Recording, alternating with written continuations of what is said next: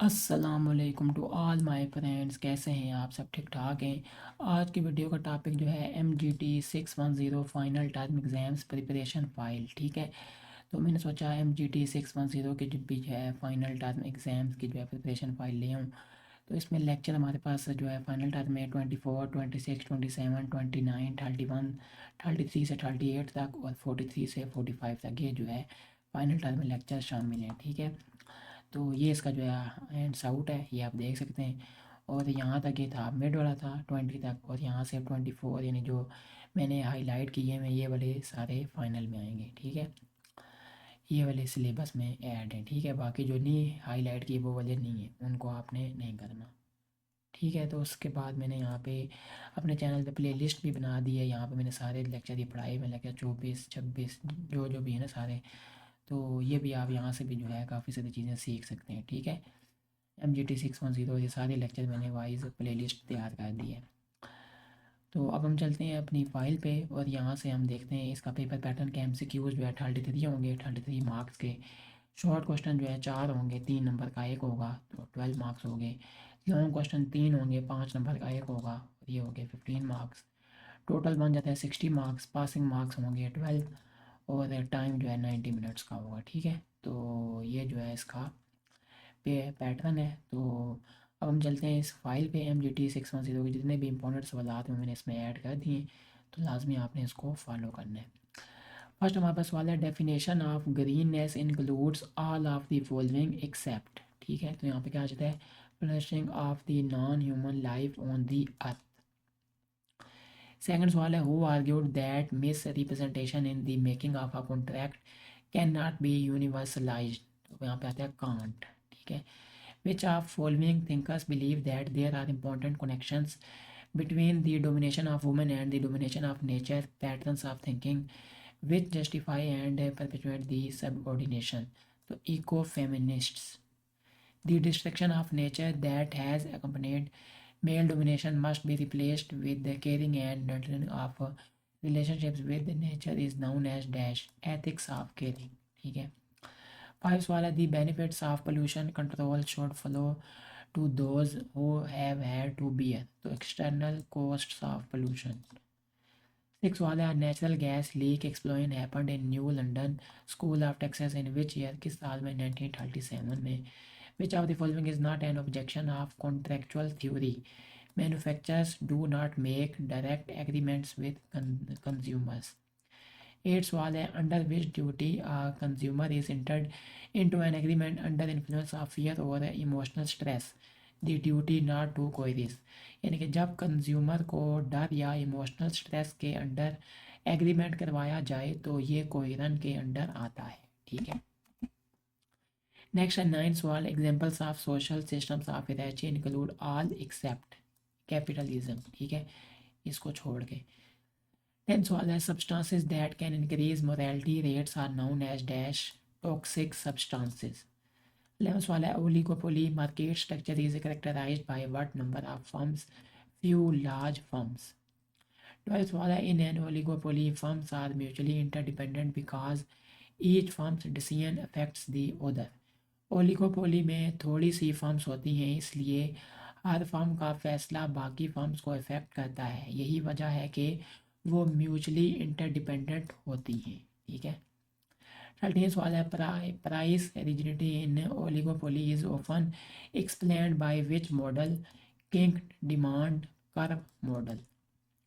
14 सवाल है, environmental ethics mainly deals with what issue, moral relationship between humans and environment. Anthropogenic view considers nature valuable because it is useful to humans. Anthropogenic का मतलब है कि nature की value इसलिए है क्योंकि ये ह्यूमंस के लिए फ़ायदेमंद है। Sustainable development means meeting present needs without harming future generations. Sustainable development का मतलब है कि हम आज की ज़रूरत पूरी करें लेकिन फ्यूचर जनरेशंस के लिए रिसोर्सेज या इन्वायरमेंट को नुकसान ना पहुंचाएं। ठीक है, 17 सवाल है, future generations rights are related to which ethical concept, inter generational justice. Future generations के राइट्स का मतलब है कि हम जो फैसला आज करते हैं उनका असर आने वाली जनरेशन्स पर भी हो सकता है, इसलिए उनके हक का ख्याल रखना चाहिए। Pollution is considered unethical because it violates rights of others. ठीक है। नेक्स्ट है cost externalisation mainly harms whom society. Polluter pays principle states that polluters should bear pollution control cost. Polluter pays principle का मतलब है कि जो लोग pollution करते हैं उनको ही उसको कंट्रोल करने का खर्चा उठाना चाहिए। Emission trading system is also known as cap and trade system. Moral justification for pollution control is based on dash rights and justice. Ethics of care emphasizes relationships and responsibility. Ethics of care contrasts with which theory? Rights based ethics.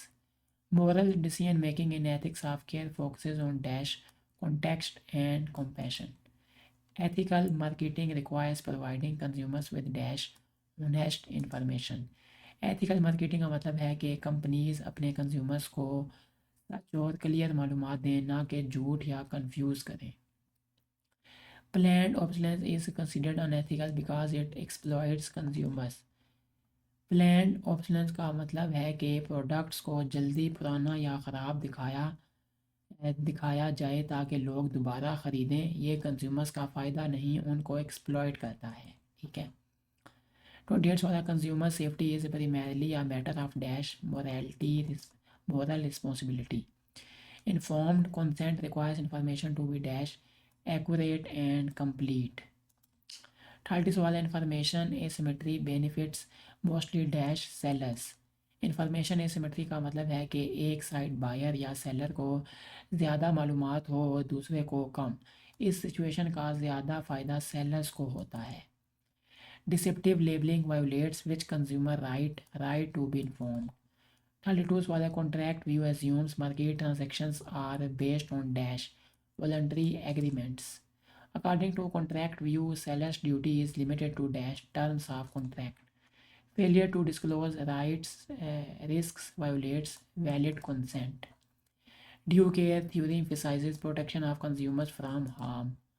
Due care requires manufacturers to dash take reasonable precautions. Due care theory goes beyond which view contract view. Social costs view holds manufacturers responsible for dash all foreseeable harms. Hidden social costs include environmental damage. Social cost view is based on which ethical principle justice.